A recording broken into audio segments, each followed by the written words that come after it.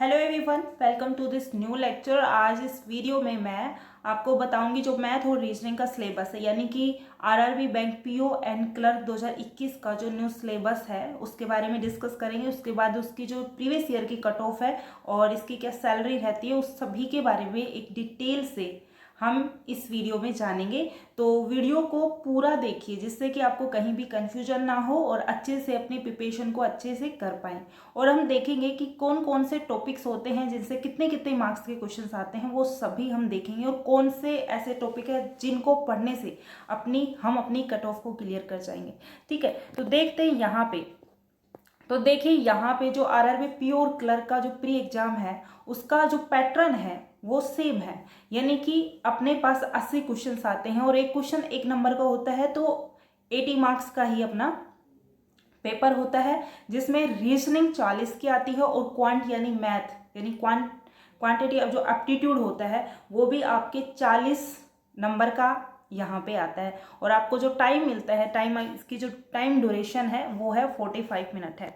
तो देखिए यहाँ पे जो रीजनिंग का सिलेबस है, तो रीजनिंग के सिलेबस में यहाँ पे ये जो सिलेबस है वो है आरआरबी पीओ जो प्री एग्जाम है उसका सिलेबस है। उसके बाद हम क्लर्क का देखेंगे, सेम है, बस थोड़ा सा इसमें चेंजेस हो सकता है, एक दो टॉपिक। ठीक है, तो देखिए यहाँ पे पजल और सीटिंग अरेंजमेंट का सबसे बड़ा रोल होता है, जो कि पजल्स और सीटिंग अरेंजमेंट यहाँ से 15 से 20 क्वेश्चंस के आते हैं। यानी कि आपके पास एक सीटिंग अरेंजमेंट आ गया है और उसके बेसिस पे आपके पास 5 क्वेश्चंस आते हैं। तो इसी तरीके से पजल और सीटिंग अरेंजमेंट को मिला के आपके पास 3 से 4 क्वेश्चंस मतलब आते हैं। ठीक है, उसके बाद आपके पास आता है स्लोजिम, जो कि आपके पास 5 क्वेश्चंस आएंगे और 5 क्वेश्चन यहाँ पे एक्सपेक्टेड माने गए हैं, लेकिन 3 से 4 क्वेश्चंस इसमें से डेफिनेटली आते हैं। उसके बाद कोडिंग डिकोडिंग आपके पास 5 क्वेश्चंस आते हैं। वो कैसी भी चाइनीज हो या फिर अभी न्यू पैटर्न से रिलेटेड आ रही है जो हम अपनी क्लास में करेंगे, तो वहाँ से 5 क्वेश्चंस आते हैं। उसके बाद इनइक्वलिटी की बात करते हैं, तो इनइक्वलिटी भी आपके पास कोडेड आती है। डायरेक्ट इनइक्वलिटी मतलब जो इनइक्वलिटी है वो भी पूछी जाती है। तो इनइक्वलिटी से भी आपके पास 5 क्वेश्चंस आते हैं। बात करती हूँ ब्लड रिलेशन की। ब्लड रिलेशन से आपके पास 2 से 3 क्वेश्चंस डायरेक्ट पूछे जाते हैं, जो हम अपनी क्लास में करेंगे और एक बार पढ़ने के बाद आपको अच्छे से समझ में आ जाएगा। ठीक है, अल्फ़ाबेटिक जो सीरीज होती हैं और अल्फ़ाबेटिक टेस्ट होते हैं उनमें number, symbol, words, mix series related questions आते हैं और यहाँ से भी 5 क्वेश्चंस आते हैं। ठीक है, नेक्स्ट बात करते हैं डायरेक्शन सेंस यानी कि दिशा की बात करते हैं। तो यहाँ डायरेक्शन से भी 2 से 3 क्वेश्चंस आते हैं। आपके पास कोई एक डायरेक्शन आपको दे दी जाएगी और उससे रिलेटेड 2 से 3 क्वेश्चंस आपके पास आएंगे। ऑर्डर रैंकिंग, तो ऑर्डर रैंकिंग से 1-2 क्वेश्चंस जरूर आते हैं, जिसमें पूछा जाता है कि हाइट, वेट या एज से रिलेटेड। ठीक है, इस तरीके के क्वेश्चंस आपके एग्जाम में पूछे जाते हैं। अब बात करते हैं क्वांट सेक्शन की, जो इसमें किस तरीके के क्वेश्चंस आते हैं। तो जो सबसे पहले मैंने उन्हीं टॉपिक्स को रखा है जहां से आप शुरू से तैयारी कर सकते हैं और आप मतलब धीरे धीरे सबसे पहले जहां से नंबर गेन कर सकते हो वो टॉपिक है, जैसे कि नंबर सीरीज हो गया।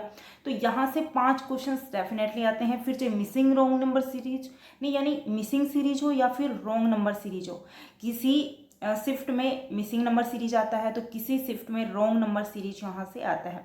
उसके बाद सिंप्लीफिकेशन और अप्रोक्सीमेशन की बात करी जाए तो अप्रोक्सीमेशन पीओ में देखने को मिलता है और 5 से 10 क्वेश्चंस हमेशा ही एग्जाम में आते हैं। उसके बाद क्वाड्रिक इक्वेशन की बात करते हैं तो डायरेक्ट यहाँ से जो पूछा जाता है रूट कंपेरिजन। ठीक है, तो यहाँ से जो क्वाड्रिक इक्वेशन से भी आपको 4 से 5 क्वेश्चंस डेफिनेटली आपको एग्जाम में देखने को मिलते हैं। फिर हम बात करते हैं डीआई की, और डीआई जो आरआरबी पीओ में होती है वो 2 डीआई आती है और एक डीआई में क्या कितने हैं, 5 क्वेश्चंस आते हैं। तो यदि मैं बात करूँ तो 2 से 3 डीआई यहाँ से पूछी जा सकती है।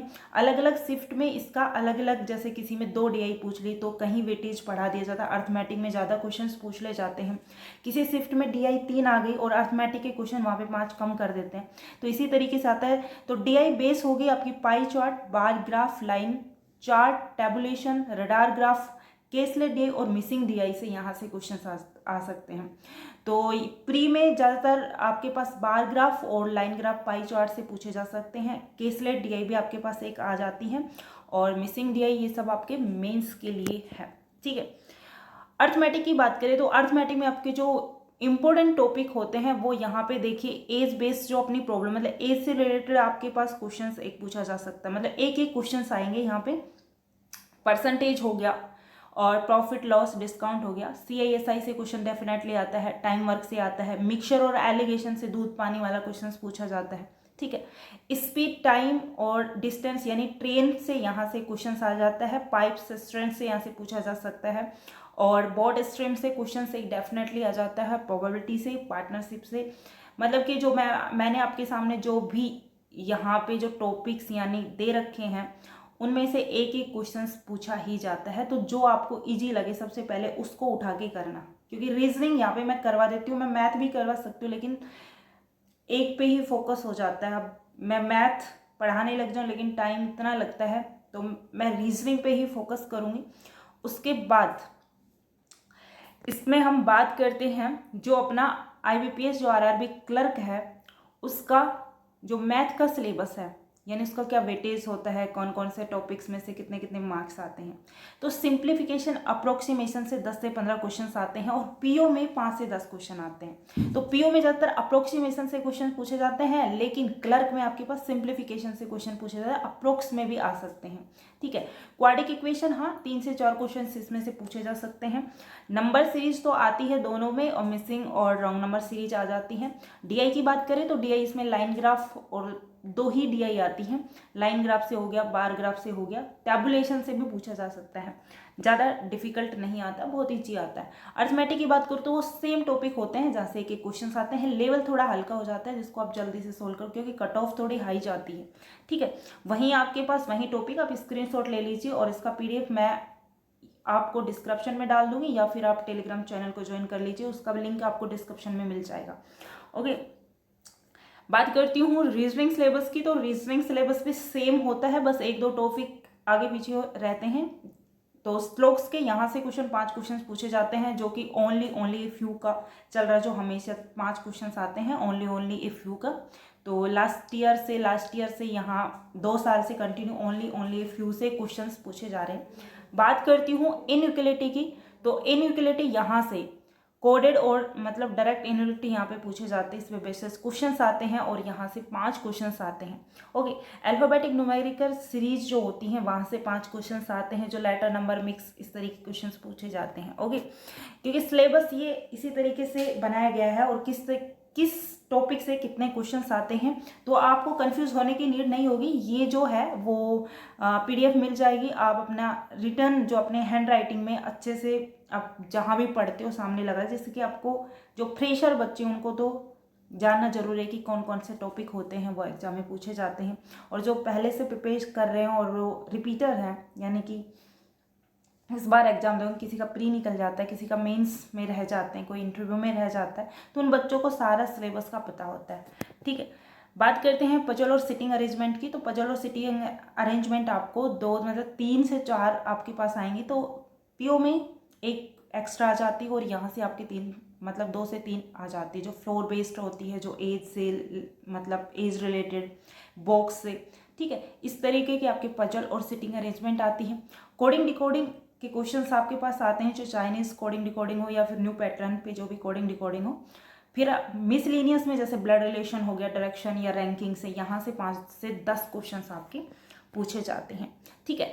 अब हम नेक्स्ट बात करते हैं कि जो प्रीवियस ईयर की जो कट ऑफ रही है RRB PO की, वो कितनी रही है। तो यहाँ पे देखिए जो प्रीवियस ईयर की जो कट ऑफ रही है आपकी, वो यहाँ पे देखिए आप, यहाँ पे देखिए जो यूपी के बच्चे हैं और उनके लिए देखो जनरल कैटेगरी की यहाँ पे बात की गई है। OBC की यहाँ पे मैं बात करूँगी तो OBC में 2 से 3 कट ऑफ थोड़ी कम जाती है, तो यहाँ 47 गई थी यूपी में, हरियाणा में 60.5।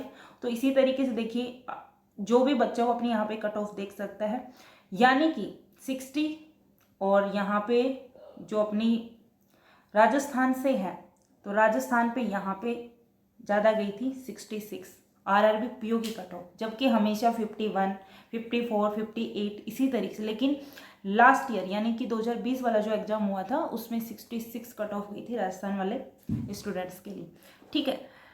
अब हम बात करते हैं नेक्स्ट की, जो RRB क्लर्क का, ठीक है। तो RRB जो क्लर्क की जो कट ऑफ थी वो यहाँ पे देखिए जो यूपी वाले बच्चे उनके लिए 73 और कितने नंबर में से 80 नंबर में से ये कट ऑफ गई है। तो देखिए कितना पढ़ते हैं, कितना मतलब कंपटीशन है। तो यहाँ पे जो यूपी के लिए 73 गई है और हरियाणा वाले के लिए 78.25 यानी 80 में से 78।